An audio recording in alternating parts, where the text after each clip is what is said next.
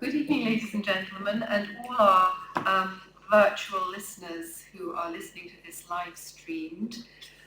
My name's Sarah Wilson, and with my dear colleague, Professor Susan Babai, we're organising this year's Frank Davis Memorial Lectures.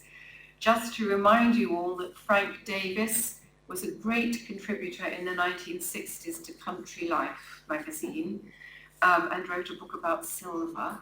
But it's very wonderful that he set up this series which allows us all to meet together, to have a reception, to take the speaker out to dinner. So we must thank Frank Davis posthumously for his great generosity. Of course, we must also thank all the Research Forum team who've worked so hard with coordination to make sure that everything works today. And now it's my pleasure to introduce Amikam Toren. Amikam is the second speaker in our series called Exiles and Emigres. And Amikam is somebody, on the other hand, who is very, very near home to me, as I'm going to relate. Amikam was indeed born in Israel in 1945, not in 1969. That's 68, 69 is when he was coming to London. Otherwise he wouldn't be the august figure we have with us today. Amikam was born in Israel in 1965. I said it again, in 1945. I'm going to end with infinity and rejuvenation, Amikam, so obviously my subconscious wants to start that way.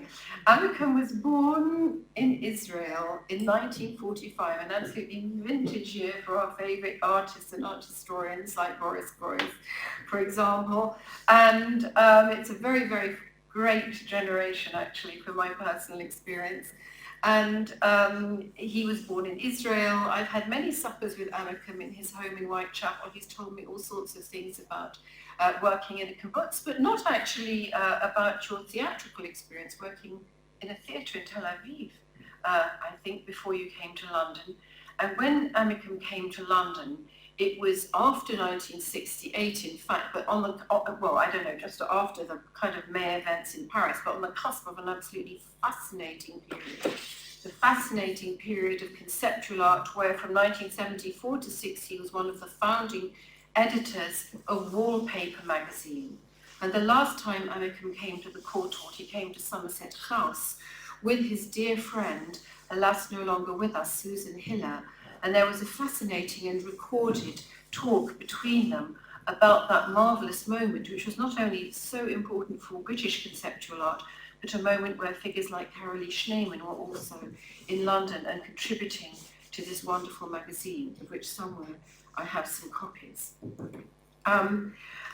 Amikam, of course, exhibited several times at the Serpentine Gallery and intimately knows the most important venues in London for exhibiting, the Serpentine, the ICA, and in terms of private gallery spaces like Chisenhale, Matt's Gallery, and I saw his Sublime retrospective, which I've never really got over because I hope he's going to show his Burgled Windows series, but I don't know if I saw them in my secret peek at Anthony Reynolds' gallery. And we'd like to thank Anthony Reynolds in absentia for all he's done for Amikam, and I'm sorry he's not with us tonight. From 2013, Amikam exhibited abroad, firstly in the USA, in San Francisco, where he still has links. I think they're now with Los Angeles, aren't they, Amikam? And of course in major international venues. I'm not going to reiterate them all, they've all been spelled out in the introductory paragraph. But I always remember my first steps into the Guangdong Museum of Art in Guangzhou, and the minute I walked through the door, there were paintings by Amikam that I thought he was just haunting me, but in fact they'd been acquired by the museum after they'd been shown in the Guangzhou Triennale of 2012. The one I was there for was for 2015. In fact, I first was in Amikam's Chisenhale studios in 1996, and his work immediately impacts on me and all my students. That year, Sophie Berebi saw his work and later working at the Pompidou with Didier Semerchi, got his very powerful work to be one of the most important pieces in a great Pompidou exhibition called Empreinte. But I know you want to get on to Amikam, but I just want to tantalize you, especially as it's this time of year. It's our assessed essay 1, and so many of my students in the past have written about Amikam, and will tantalize you in terms of what Amikam's going to say by just throwing 1 or 2 titles at you. There was Presence and Absence. All these are prefaced by Amikam Toren, : Presence and Absence, Absence and Presence, the Phenomenology of the Fragment, Destruction and Reconstruction, When is a Chair Not a Chair? That's got a little Cassusian underpinning, as some of you will realise. And then Caroline Hoffman actually did her MA on you, Amikam, in conjunction with the great Polish artists Roman Opalka and Michal Rovna from Israel. And that was called Iterating Towards Infinity. For me, Amikam is an artist who's also an anthropologist, a philosopher, and most importantly, a poet. And in fact, a precursor of what we now call romantic conceptualism, but as you will see, a very, very sharp and dry, but actually, I think, quite a romantic poet, someone very involved with reparation. And Amikam, I'm very, very, very pleased to welcome you again to the portal. Please, let's welcome Amikam.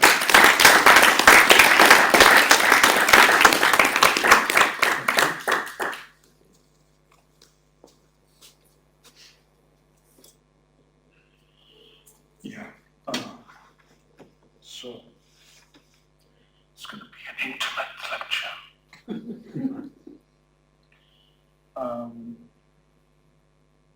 Well, after this introduction, and where do I begin? I guess it would be best to say that like my life, my work is actually meaningless. I'm sorry to this kind of, after such a warm Do you want to speak into the mic a little more? Is it loud enough? Yeah, a little bit louder. Yeah? Is that okay? Yes, it's better. Yeah, that's kind of really an important kickoff, shall we say. And well, Sarah kind of in her introduction kind of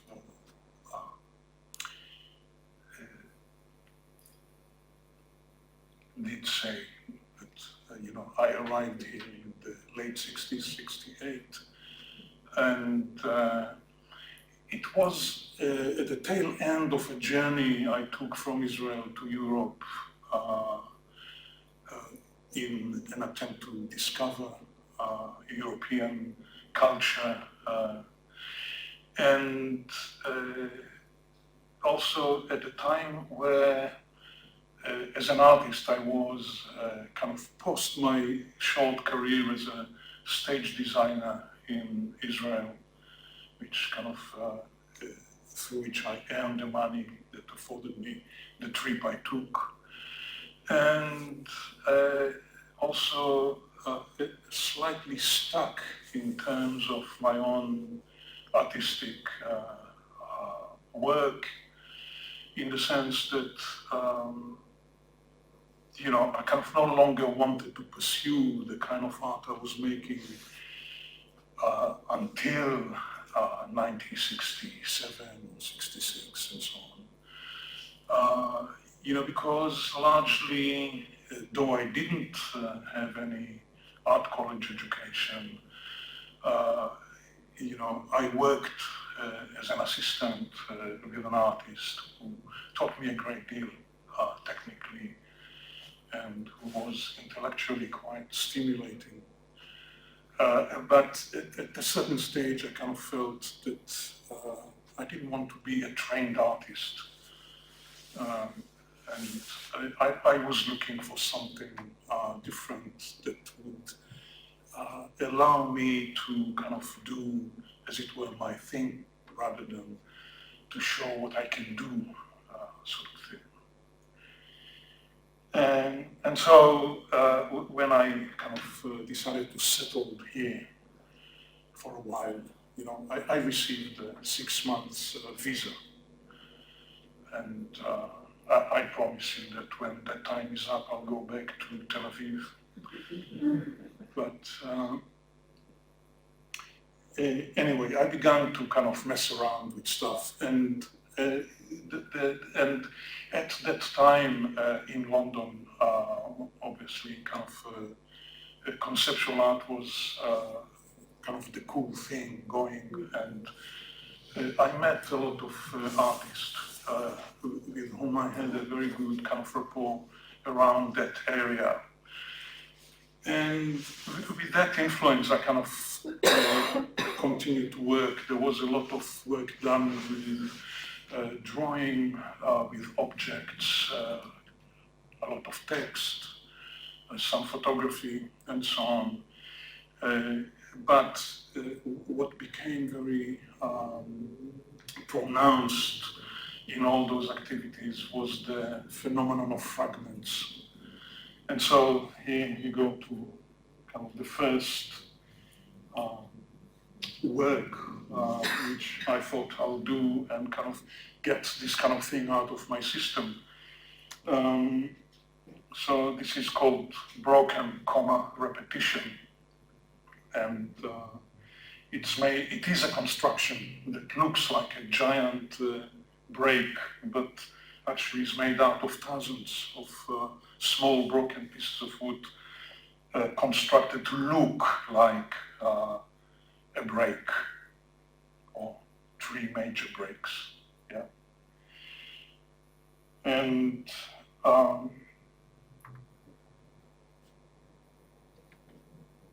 it followed then with work like ready-made objects which were found in a state of fragments and then reconstructed. The thing kind of about fragment that was kind of fascinating for me was the fact that fragments are things that are broken, and the way they break is unpredictable, obviously. But at the same time, they are very precise, and so you can look at them as if they are a blueprint for the resurrected object, in a sense, you know. And that kind of was a process that I pursued for a while, with quite a lot of found broken crockery in various kind of streets in London. Around that time, this is kind of 74, I believe, Urban Landscape Exchange. This was a project that was funded by the Art Council, and in a way was kind of one of the, actually I was going to say happiest, but it's not, you know, it was one of the most pleasurable projects, if you like, I've done ever. And also kind of it fitted in with the spirit of the time, you know, which kind of,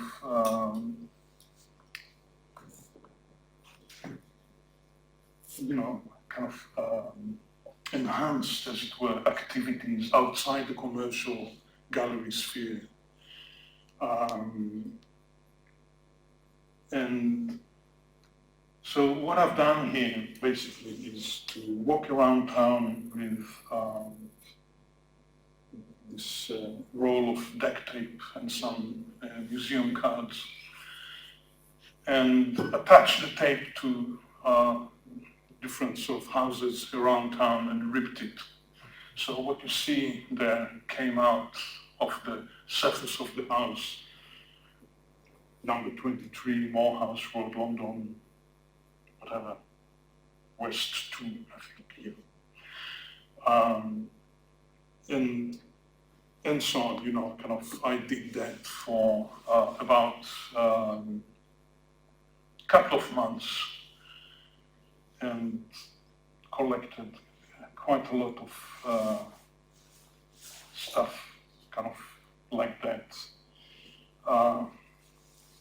In the process of doing this, I had at least 3 unpleasant tackles with the police for, you know, acting in a very peculiar, suspicious sort of way. It was a bit difficult to explain that I was actually doing a job for the British government, but they finally kind of accepted my, and I was never charged. And now, what happened then when I collected about, I think 250 works like that? You know, basically, I ripped off the art from the walls of all these people. And I've decided to send it back. And this is where the money of the Art Council came in to be so effective. So the way it worked out is that what you got in the post was not your own piece of property, but someone else's. And, you know, so it was sent back, as it were, to all those properties, but at random. And with a letter that came from me, which explained what I've done. It gave the names of all and addresses of everybody else who was victimized by me in that way. And of course, my own address and telephone number. And, you know, a couple of days after that, I kind of sat down by the phone in my home, kind of thinking that, you know, I'm about to get this kind of avalanche of calls from everybody. And, well, nobody called. There was a small article in the Evening Standard, you know, in the style of kind of the comments that were made then about Carl Andre's bricks at the Tate, you know, what a waste of public money, blah, blah, and all that. And some decent people who were sent this kind of stuff, about 10 or 12 of them, sent back those artworks to me with similar kind of comments. Thank you very much, but we don't want this rubbish. So that's urban landscape exchange. Again, as you can see, very much rely on the random way in which fragments arrange or rearrange themselves, kind of on the deck tape. A simple fraction was one of those objects that was collected in the streets of London, and I've collected quite a few, you know, close to 100 over time, and put them all together again. And what I've done, what you see on the drawing next to the object, is literally a map of the object itself. So there is no kind of poetic license here whatsoever. It is an accurate representation of the object through the cracks. So it's literally a projection of the milk bottle, which doesn't look like one. Now, it was in the presence of these particular works which were shown at that time. When was it? 79, I believe, at the ICA. That I kind of suddenly realized, you know, the penny dropped. that my subject was representation. And, you know, I was kind of both kind of representation as well as tautology. You know, and which was kind of very weird to me because, you know, I was making tautological work long before I knew that the term tautology existed. I guess what I'm trying to say in some sense is that there is a lot of structure driving the work we are looking at. And there is a kind of a sense of a recipe to it, you know, kind of go through A, B, C, and X, Y, Z will happen. But the thinking and the doing are totally kind of meshed in one another, you know, to the extent that I can't tell whether I think about something and do it, or whether I do it and think about it later. It feels as though it's in the way I work, those kind of the doing and the thinking are simultaneous. So, you know, that's representation. And with it, hybrid, which again pronounced my interest. I mean, what you're looking at is an actual leaf. But as you can see, the skeleton is in the wrong place. And so it is a representation of a leaf, made out of a leaf. Yeah?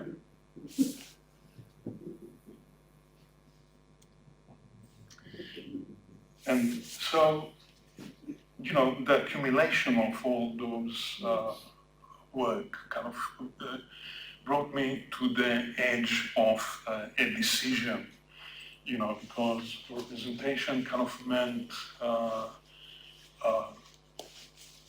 reapproach to the possibility of painting. And, you know, in the late 70s, there was a lot of stuff happening in Europe and North America in terms of a return to painting and a backlash against conceptual art. I kind of wasn't that interested in going back to painting. I wanted to see whether I can approach painting with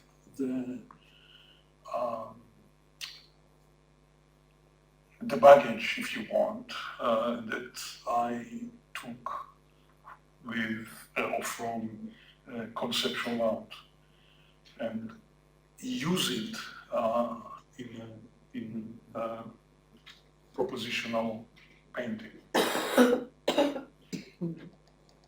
So neither a painting nor a teapot was probably the first work I did in that way.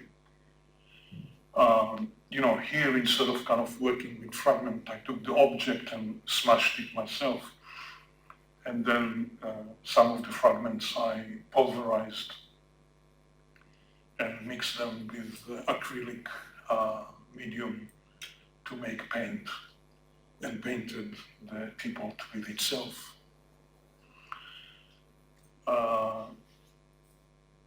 And as you can see, the remains of the object are kind of stashed in the jar next to the painting. And the whole thing is set up like a small installation, in a way, where the painting doesn't hang on the wall, but imitate the capacity of the object to lean on a flat surface. And it's so there is a kind of an equation like between the object and the painting, which are neither what they are. The teapot is no longer a teapot, and the painting is not, well, the painting. And of course, it's not a wow kind of painting, if you see what I mean. It's just a record part of the object, shall we say, in a painted way.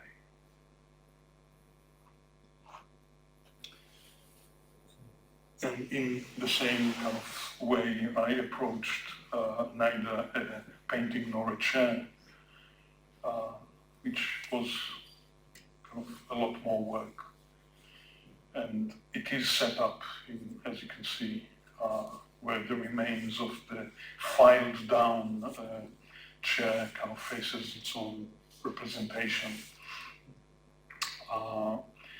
The three black and grey paintings on the right are kind of the product of my criticism, in some sense, of stuff that I made in the process of producing those paintings.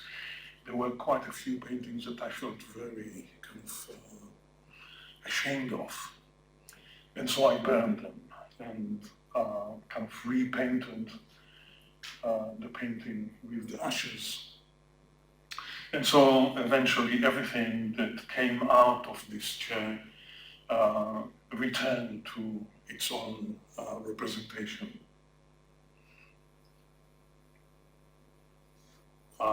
So I obviously kind of was aware of the fact that the remaining object was very much like a skeleton, and it wasn't really a deliberate kind of ploy. I didn't set out to do an object that would look like one. It's just that trying to maintain the structure intact meant leaving more body around the joints and so on. And so slowly, as the object was filed down in order to harvest the pigment, as it were, it revealed a sort of a skeleton-like object. And, you know, that gave rise to quite a few chairs that were made with the idea of discovering the skeleton within, but without actually then painting a painting out of it. And burglaries or windows, which Sarah Wilson was referring to, which are not going to be shown, were made with a similar kind of approach to the chairs. This is part of kind of a body of work called actuality.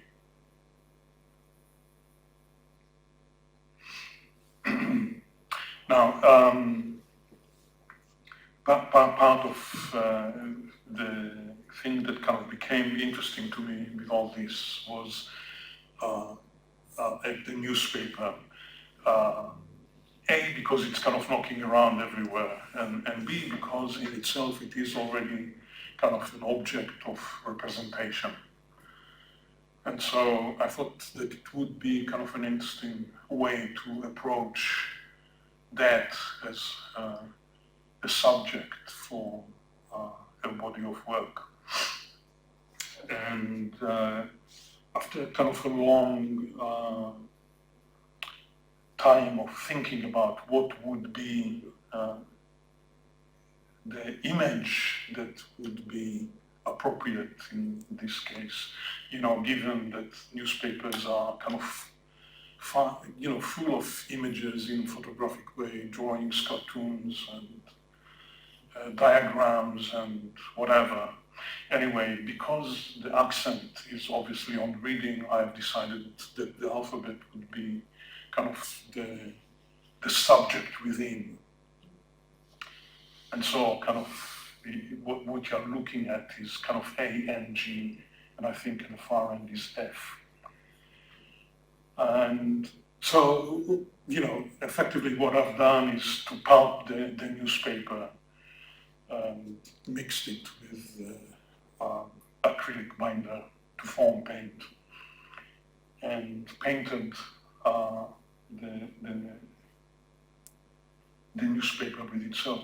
Yeah, the usual kind of thing. I kept from each newspaper a fragment from the front page, that kind of saves the date and, kind of something from the headlines of the day and so on. And I also signed the work on it, yeah. And so that's the kind of the principle of the way the work kind of was pursued. They're quite large, over 2 meters up, just to give you. This is based on the letter Z, for example.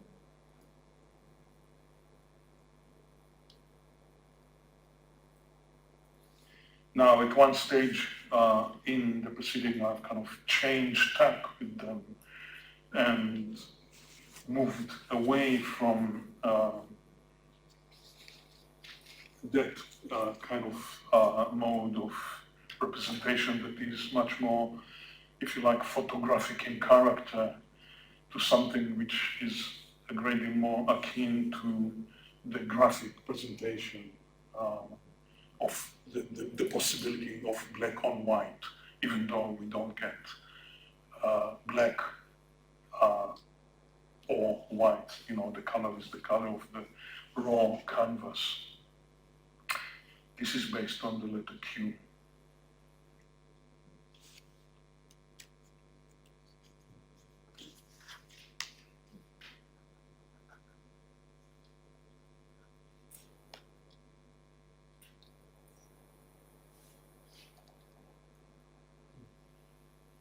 Okay. At this stage, I want to read a short text from a book by George Perec, which is called The Void. It's a book that's written entirely without using the letter E in the text. And as you can see, it's a novel. It's quite a big book. And at the end, he brings a few quotations which I find kind of very complementary to my work with language, or with the alphabet at any rate. So the first one is from Gerard de Nerval, and it says, "The mysterious hieroglyph come to us only in incomplete and garbled form, garbled either by the passage of time or by those with vested interest in our ignorance. Should we retrieve the letter which has been lost, or the sign which has been effaced? Should we reconstruct the dissonant scale, we shall regain our authority in the world of the mind." The mind, yeah. And the second one is from a work by Jean Dradieu, who is a linguist. And he says something about the unknown vowel.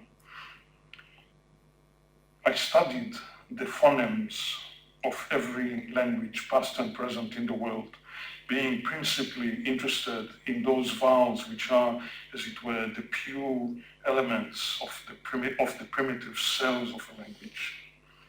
I followed vocalic sounds on their secular journeys.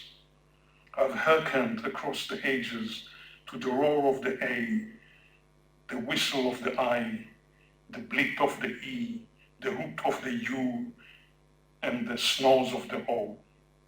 The innumerable marriages that vowels have contracted with other sounds no longer hold any secret for me. And yet now, almost at the end of my career, I realize that I still await, still anticipate the unknown vowel, the vowel of vowels that will contain all others, that will solve all problems. a vow that is both a beginning and an end, that will take all of man's breath to pronounce by a monstrous distension of the jaws, as though combining in a single cry the yawn of boredom, the howl of hunger, the moan of love, and the rattle of death. When I found it, creation itself will be swallowed up, and nothing will remain, nothing but the unknown. And I find this text kind of really illuminates my own work quite well, in a way. Even though it was written without a long time before I did mine, and there is no kind of otherwise any relationship. Did you find it at the time you did that, or did you find it retrospectively? Retrospectively.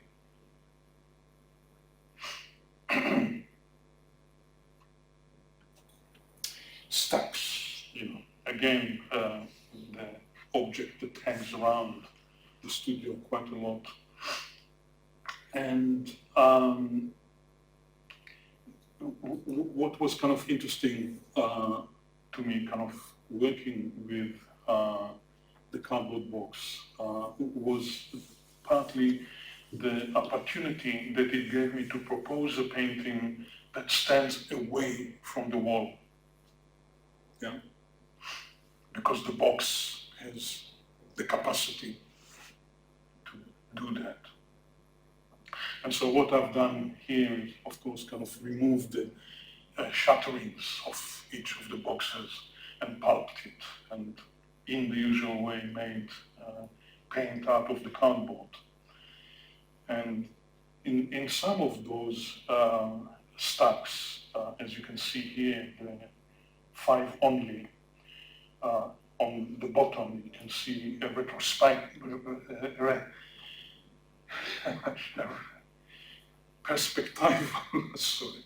perspectival view of the inside of the box. Yeah. And so the inside of the box is, as it were, presented or represented by itself, by its own matter, as it were. And then the other thing that kind of came handy in this is that all those packagings have these images printed on the box itself as instructions and warnings to the handler, like arrows. Here we have an arrow, this way up.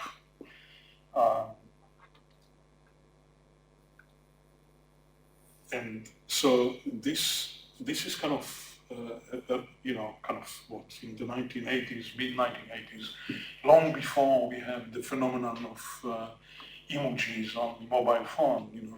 We have here, if you like, the phenomenon of genuinely international language. Those images mean exactly the same thing everywhere, all over the world. And that image of the mask with the top hat and those kind of empty eyes means front. And in those kind of boxes at the time, the side of the box that contained the glass of the television or the computer would have that sign on it, to warn the handler. 5 with a couple of bars below is the instruction not to stack more than 5 boxes on top of each other. I do what they say. Fragile, the wine glass.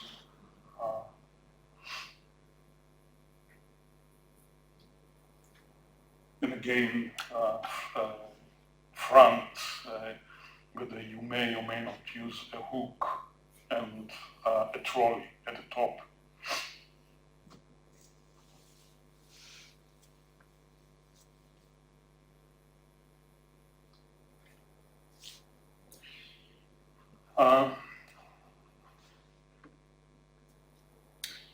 So we arrived to the idea of pigeon painting. Pigeon as in pigeon English, not as the pigeon, the birds. Yeah. And this was kind of an attempt to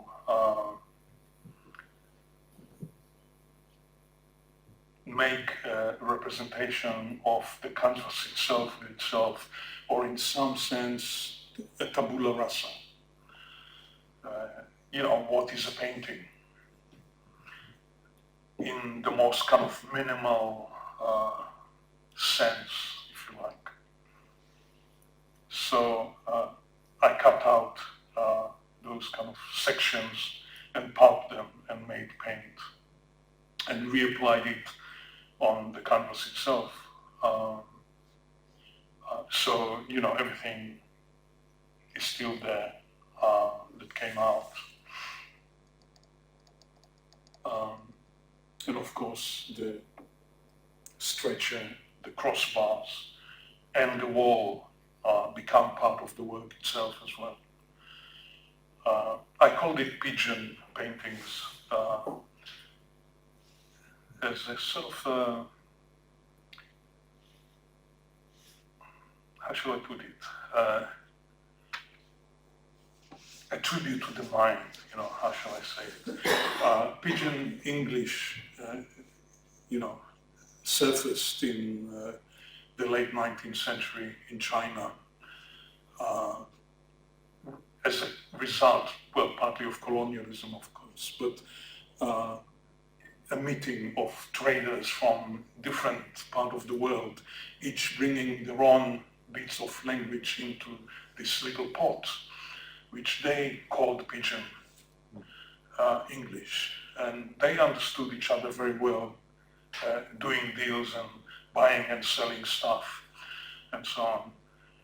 And it was a totally kind of spontaneous thing which erupted at that time and eventually became also the official language of Papua New Guinea. And so, kind of my work has that kind of, capacity to take aspects of painting, sculpture, conceptualism, if you like, and so on, and kind of bring it into one proposition, hence pigeon painting. Each individual one I titled with words that I remember from Yiddish. For those of you who know, Yiddish is a Jewish language that developed in Europe, in Germany mostly. And again, it is a sort of a pidgin type language in the sense that it combines Hebrew and German into one new language. I don't kind of really understand Yiddish myself, but I have a memory of my parents kind of using it occasionally when they didn't want my brother and I to understand what they were talking about. And so I have a kind of a memory of the sounds, and those sounds are kind of become, in a way, the title of each individual pigeon painting.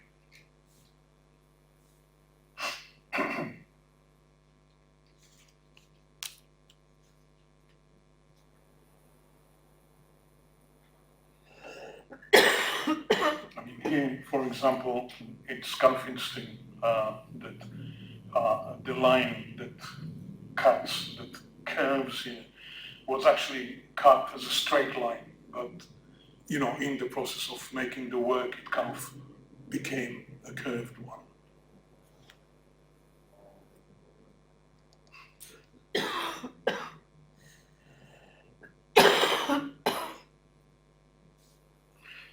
And so we move on to armchair paintings. These are purchased paintings I don't paint them. And what I do is I cut out the text from the painting. And so again, like in pigeon paintings, what you see in the letters, in a sense, an absence of text. You can read it, but the text isn't there. What is there is a space.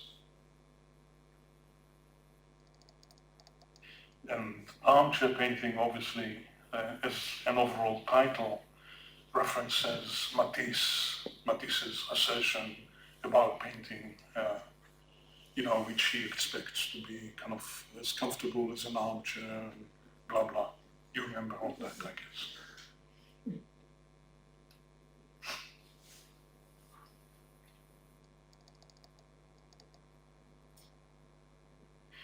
The texts are all found texts as well,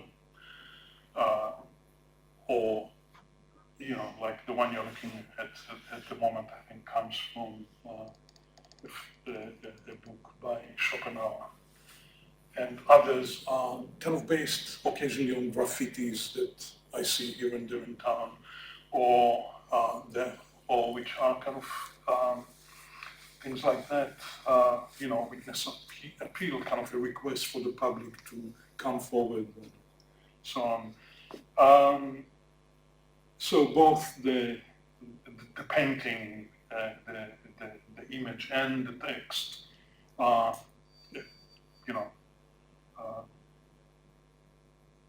are not kind of my invention, but the way I put them together is what happens here. Now, initially, kind of my idea in doing that was linked to the possibility of making, taking, say, a painting like that and making a reproduction of it through the painting itself. Now, I didn't want to tear anything, but I wanted to do something that would look very deliberate in the taking out, okay? Which is how I came to cut out letters, numbers occasionally, or words and sentences. Because I felt that that would look like something that was done very deliberately and wasn't an accident.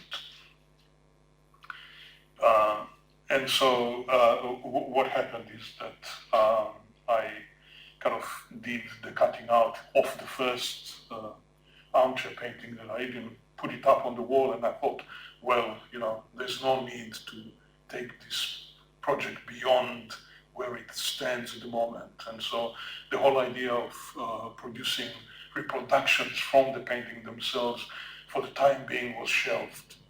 Okay, that's just to give you the history of.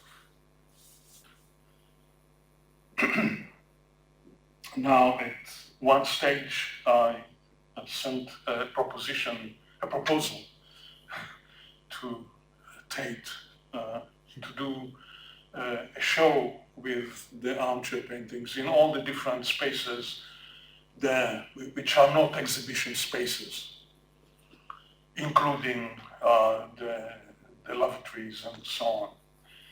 And I have waited and waited and waited. I had no reply, and eventually 6 months later there was a reply from the then director of the Tate, Nick Sirota, which very politely basically said no. Anyway, some time later, Jonathan Watkins was researching something there at the Tate, and this proposal kind of, as it were, fell to his lap. And so he got in touch with me and he said, why don't we do it at the Icon in Birmingham? And so this is the Icon in Birmingham. And, the male section of the public toilet. It felt almost like a handshake with Duchamp. in the public toilet, of course.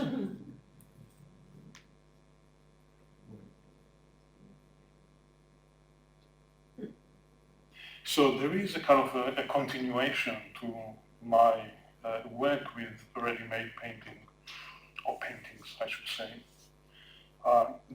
This is kind of based on the notion of the artist's signature. So what I've done here is really to cut that section out. This is fold number, whatever, I can't remember. In other words, each one, they're called memento paintings, and each one is a fold painting. And, so I put my signature underneath the signature of the original painter, and if they date it, I date mine, and if they don't, I don't. And then some years later, I've kind of managed to realize the initial kind of thought of making reproduction. And this is kind of one of the first reproductions. So what you see in the center of the painting, this kind of grayish, bluish, monochrome thing, is the rest of what came out of that original painting.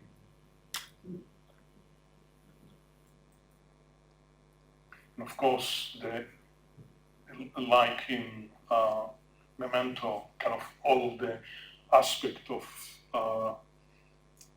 the painting as an object, which normally you are not aware of coming into view, the way the painting is folded, the marks of the staples, and the way the folds are being made flat and become a kind of almost like an architectural feature, and the widest kind of color in the composition. Here a similar kind of approach, but keeping the corners. That kind of became an interesting to me, kind of also because it is a reference, if you like, to the way photographs were held in domestic situation where corners were holding the image. A small seascape, I think it was.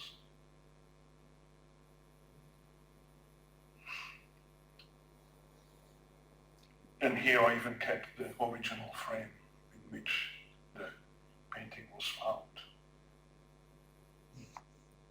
Another Parisian painting.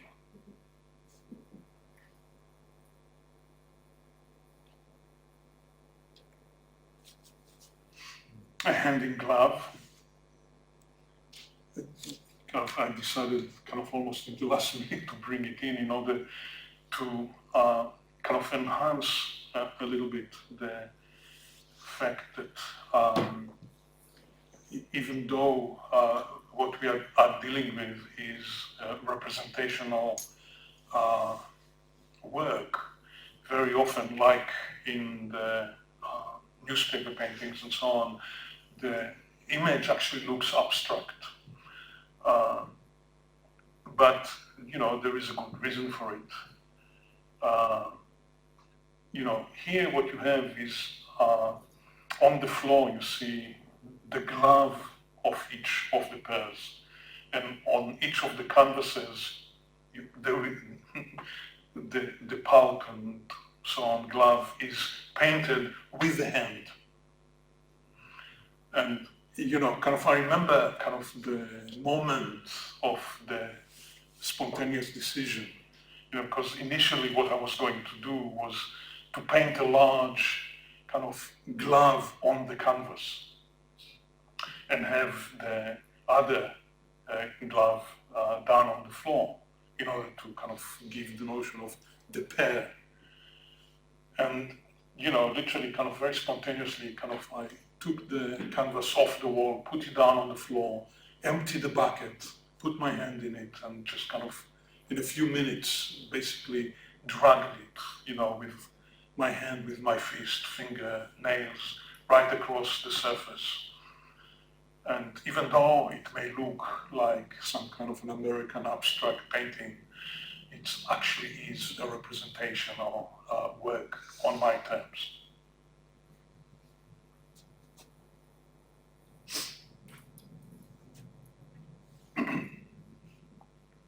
You know, a few sculptural work kind of came into being in the post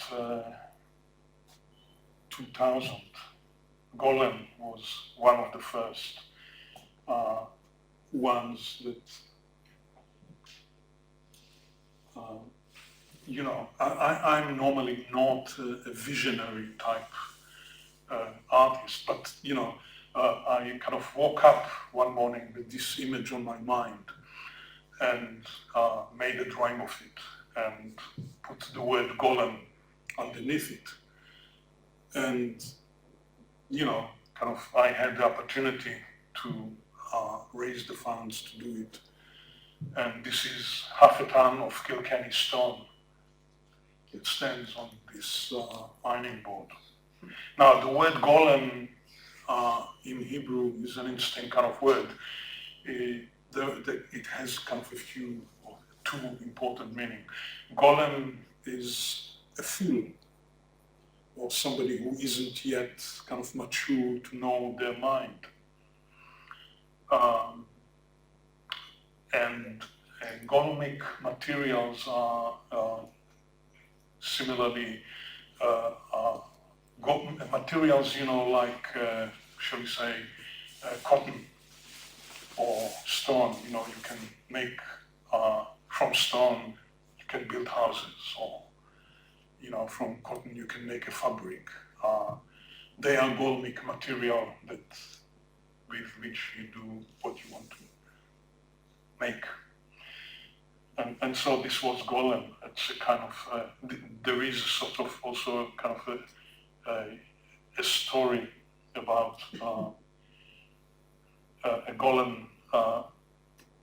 The name of this rabbi in Prague who constructed this creature out of clay, which was supposed to, essentially it was the first robotic creature that was supposed to help Jewish people kind of during their Sabbath, where they're not supposed to be working. And so this kind of thing would be a help in the kind of routine. But obviously it kind of had its own mind as well and was very difficult to control, and only the rabbi had a way of controlling it. So this is kind of really the story of golem, which came, I don't know where from, but you know, I've kind of decided that those questions will better remain unanswered. I simply will not censor myself and do what I want to do, regardless of whether it fits in or doesn't. You know, I follow my desires in this respect.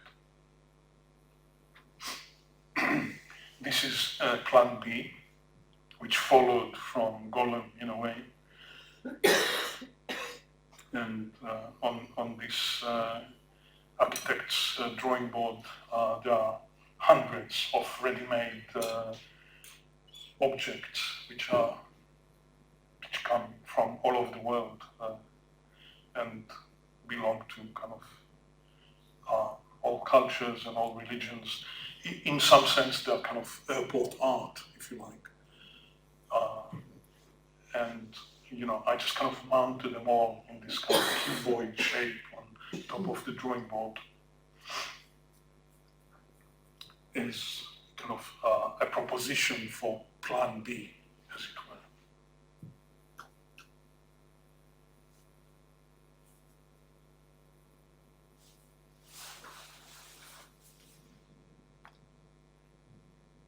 Received wisdom lecture chair with all those tables mounted up on top of it.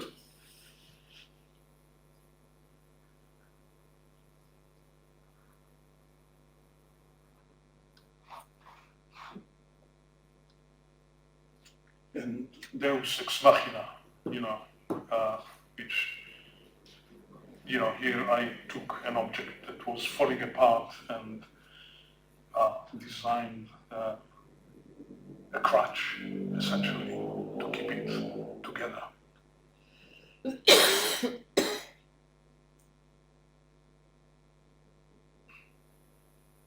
Black hole.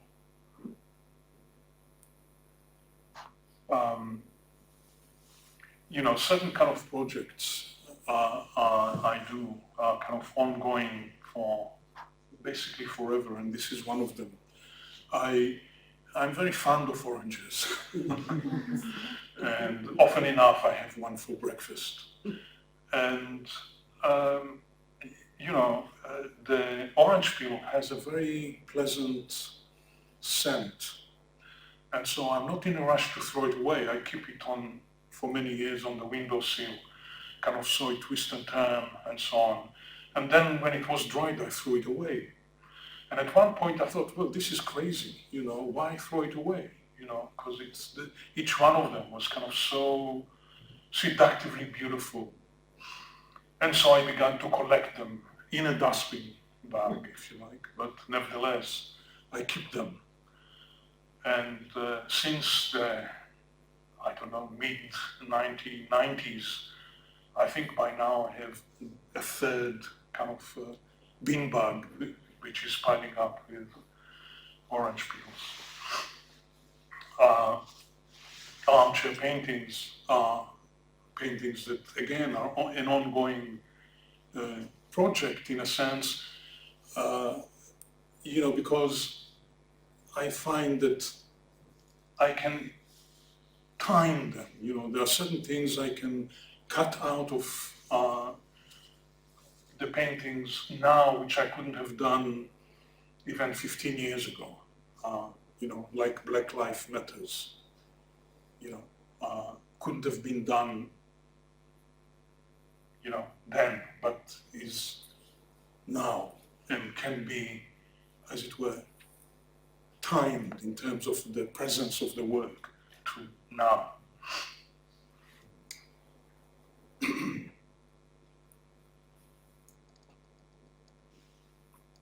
This is kind of the last body of work I'll show you, and it's something I started late 2019 and worked on these paintings throughout the so-called pandemic, The shape of the canvas is the shape of the floor plan of my studio. And the painting is done with the dust that was swept up from the floor of my studio. So these are called floor. And they are done in 2 stages. You can see here as well as here. The first thing that I do is I put the canvas on the floor and I shoe shuffle the dust into it, as it were. I then stretch the material on the stretcher and size it. And so the dust is kind of sized into the canvas. And then I continue to make the paint, which is more or less based on patterns that are on the floor of my studio, which is a concrete floor. Sorry, is that the same scale? Well, floor plans are scaled. So yeah. this is, this is very small painting. I think perhaps 50 something by 40 something centimeters. And this is even smaller, 30 by 30 centimeters. I kind of like the idea that this almost looks like an elevation. with the roof and a tower and so on. The only shocking thing to me about this work was to see how black the dust can be. That was unexpected.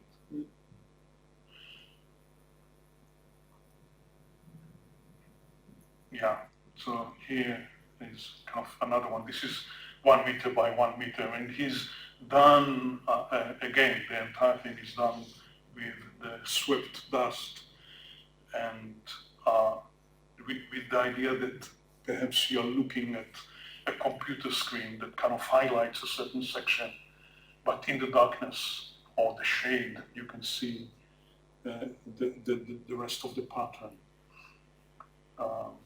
So these are, again, it's quite a long set of work that kind of have been worked on over the past nearly 2 years. Now I'm going to show a video. It's called Carrots, and it tells about 6 stories of stuff from my life. I kind of had this interest in storytelling derived from my interest in representation. And stories are, in one way or another, kind of another form of representation, normally in words. What I've done here is to go back to places where things happened to me or I witnessed them, and place the camera viewing what was happening in front of it at that moment. And then I put a voiceover that told the story that happened at that place, maybe even 40 years before the shoot was taking place. In other words, there was a kind of an attempt to make the location, if you like, into a protagonist as well.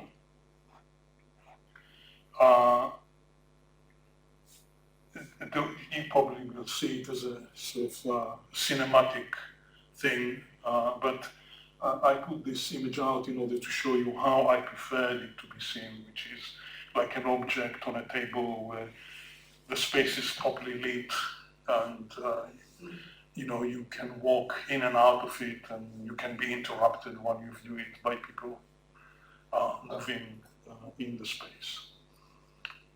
So it's a non-cinematic work, essentially. If you like, I see it as a sort of a still life with some sort of kinetic input. Okay, I think we can view that now.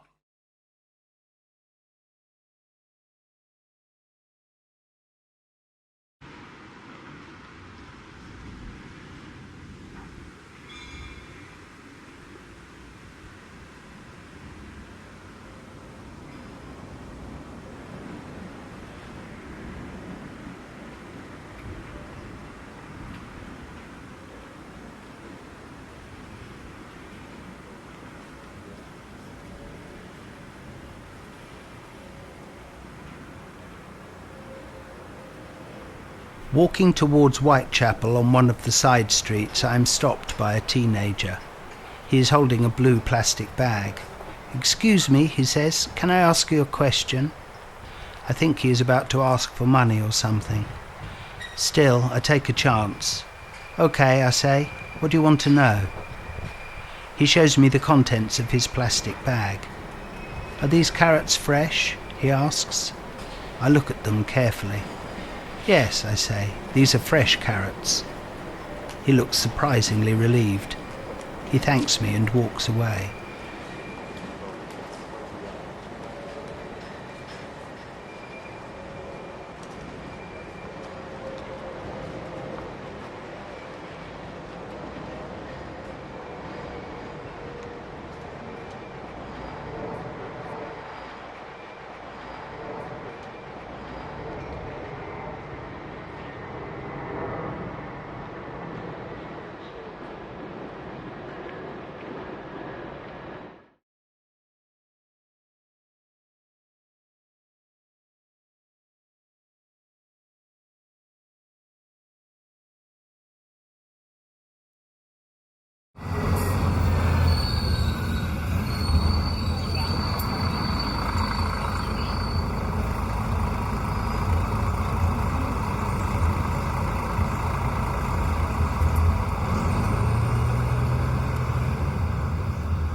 As I walk towards Carmel Market on Allenby Street, I notice a blind man standing on the other side of the road, waiting for someone to help him cross. The traffic is heavy, and I decide to help him. I wait for a lull in the traffic. I am stepping off the curb when a woman, who is on her way to the market, takes the man by the arm and hurriedly moves him off the pavement. She leads him towards the market entrance, and I stand watching them.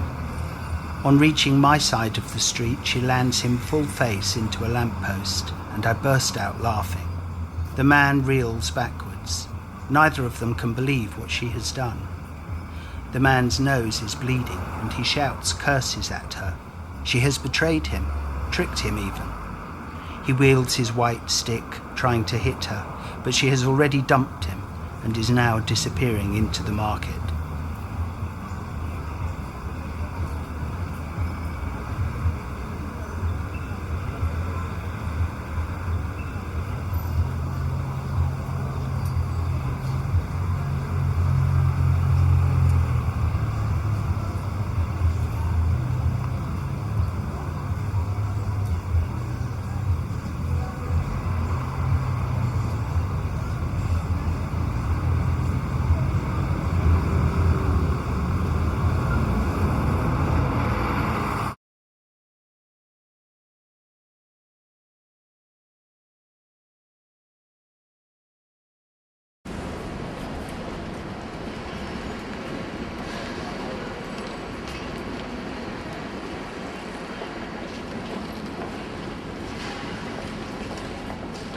It is 10 a.m. on Bishopsgate outside Liverpool Street Station.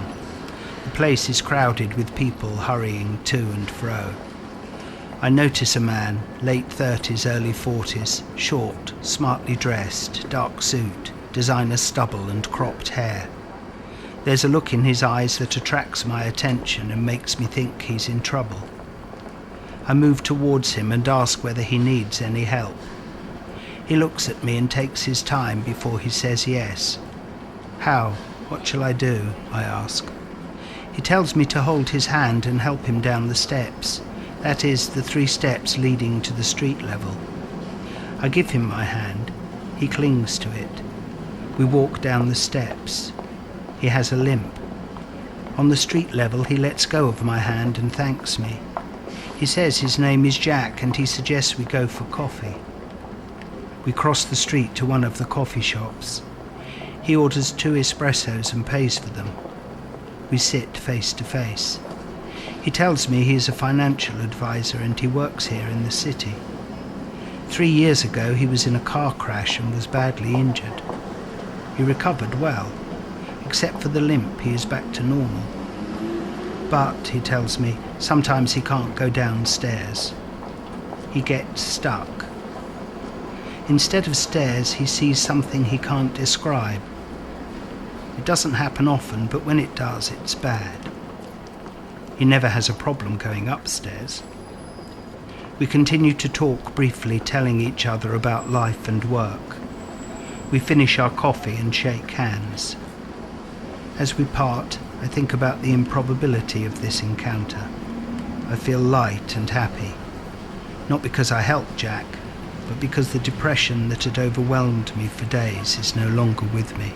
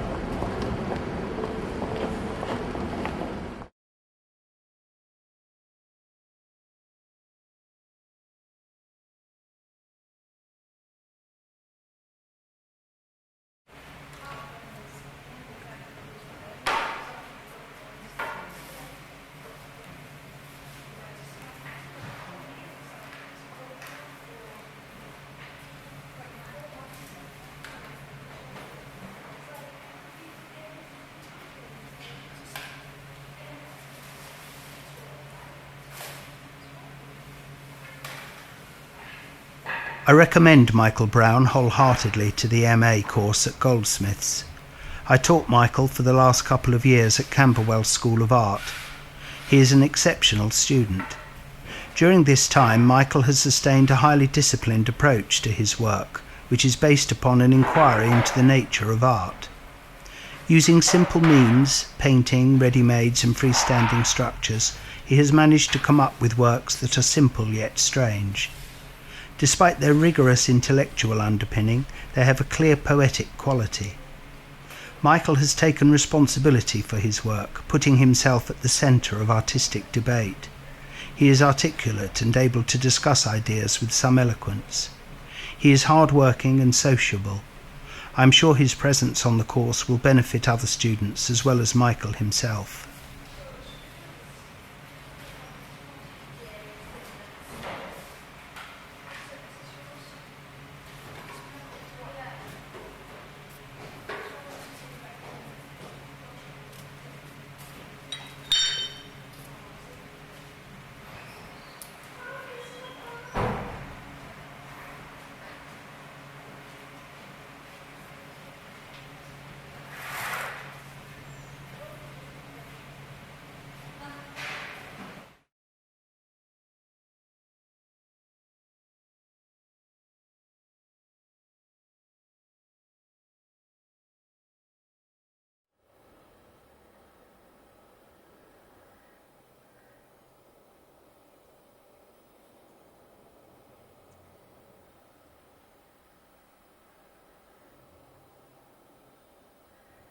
My mother's funeral will take place once my brother and I have identified the body. Our father is too distraught to do this. My brother and I leave the funeral guests and walk over to the trolley where our mother's body lies.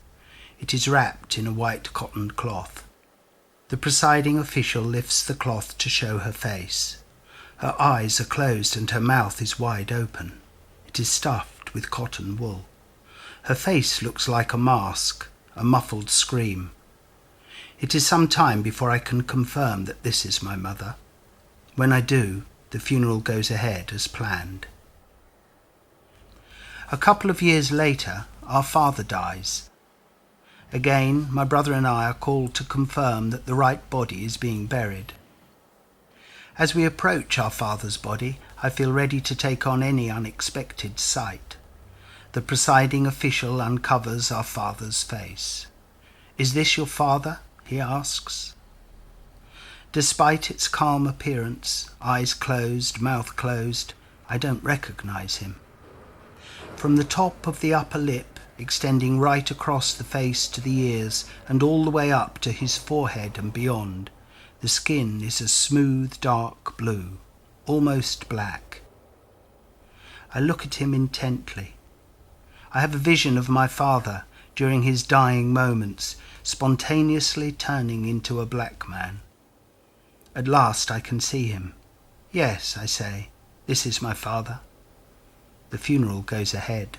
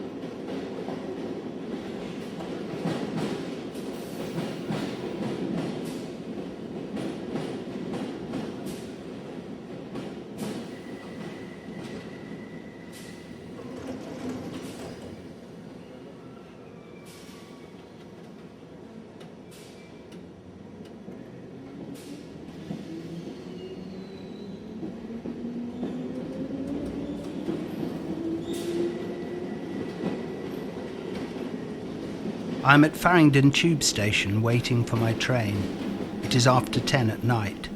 A young woman in her late 20s or early 30s staggers onto the platform and comes directly to stand by my side. She is drunk. I can smell the alcohol. All at once she collapses at my feet. With some effort, I help her to stand up. I can feel the approval of the other passengers on the platform who are witnessing the incident. I ask her if she is okay, if she is able to go where she wants to go. In slurry speech, she says, "Take me to Victoria Station." I say, "Okay, I'll go with her to Victoria." She then holds my arm. She says sorry and thank you and other things that I can't make out. A Circle Line train arrives at the platform and we step in and sit down. She hugs her handbag with one hand and holds my arm with the other. No words pass between us during the course of the journey. I glance at her face from time to time. Her eyes are shut and the colour of her face is very white. At Victoria, I have to be insistent that she gets up and leaves the train. We walk out slowly. Once out of the station, she asks me to take her home. I agree, but tell her I don't know where she lives. "I will show you," she says.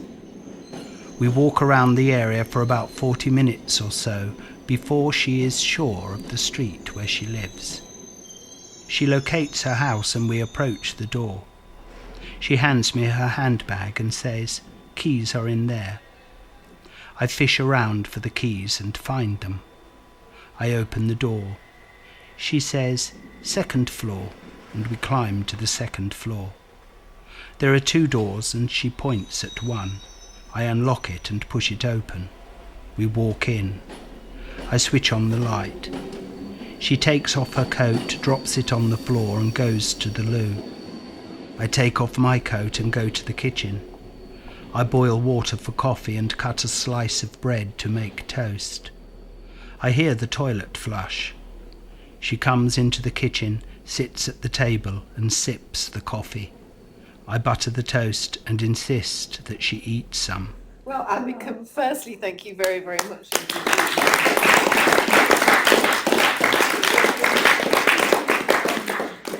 I'm sure, although we've had this lovely little video moment at the end, which has been so interesting and moving as well, that some of you might like to ask Amikam some questions before we go to our reception.